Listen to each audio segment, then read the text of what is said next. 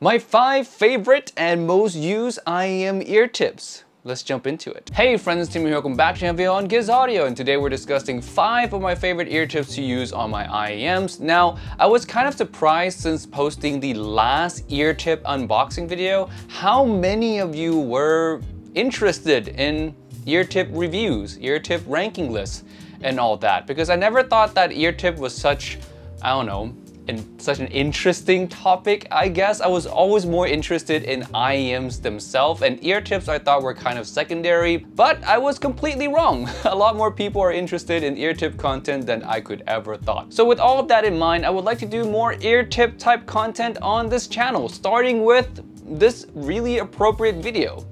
Kind of a baseline of what I like personally. So without further ado, let's jump into the first pair of ear tips with the Final E by Final. Now these ear tips are not only very comfortable, very soft, but they serve a very specific purpose for me. They serve as my narrow bore ear tips of choice, and if you guys do not know, the bore size actually affects the treble characteristic of the IEM. Now we'll discuss that topic in greater details in a separate video, but just know that bore sizes do changes treble characteristics. So yes, the Final E tips are my narrow bore of choice, and because of how soft and comfortable they are, I actually use them as my deep insertion tips as well. And a little bit of bonus is that they make many colors of the Final E tips, so you can kind of color match your IEM, have fun with the aesthetics. Next are the Tangzu Sancais. Now I've loved these ear tips ever since they were released. The outside is also very soft. There's a little bit of I don't know what to call the texture of this, but it feels really good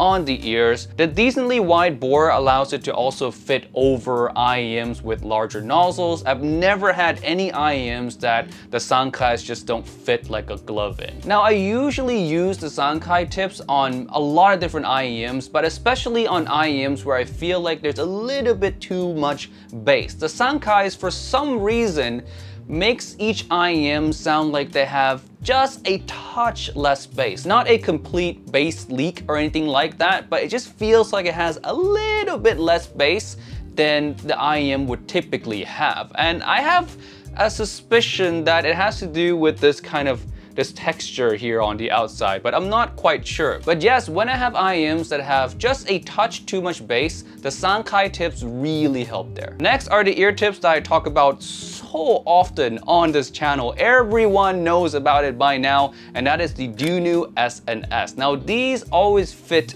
extremely well for me. They always seal perfectly every time for my ears, and they also allow me to insert the IEMs pretty deep into my ears. Now they're different from the Final E, being that the Final E are narrow bores. These are pretty, I wouldn't say super wide, but they're decently wide. So they serve a different purpose than the Final E tips. But yes, I love the Dunu S&S tips, but I do have to warn you guys, there are some people in the community that can't use this at all because their ears are so different than mine, I guess, that the tubular shape of the S&S just really doesn't work for them.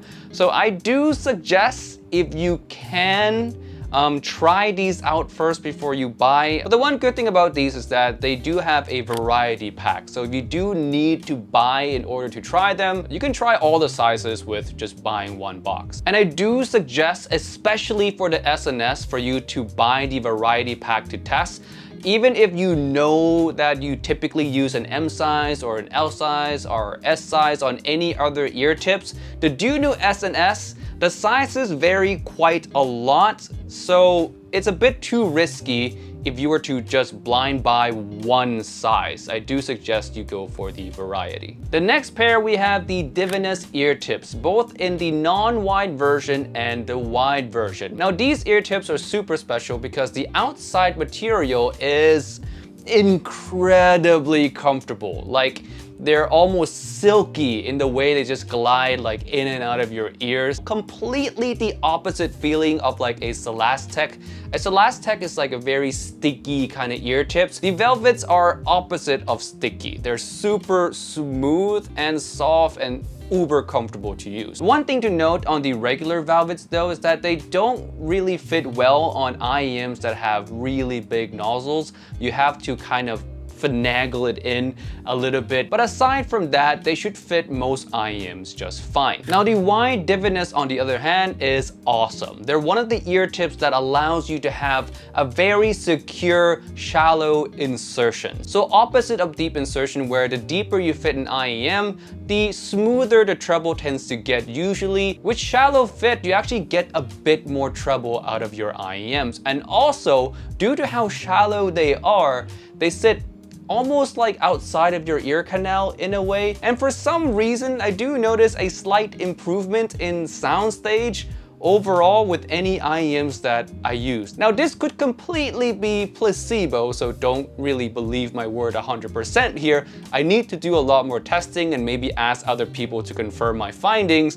But IEMs that I use the Divinus wide on just sound a bit more open than IEMs that I insert really deep. And last but certainly not least, we have the #1 most used ear tips in my collection right now, and those are these Spinfits W1. The outside here just feels like jelly. They're very soft, easy on the ears. They seal really well.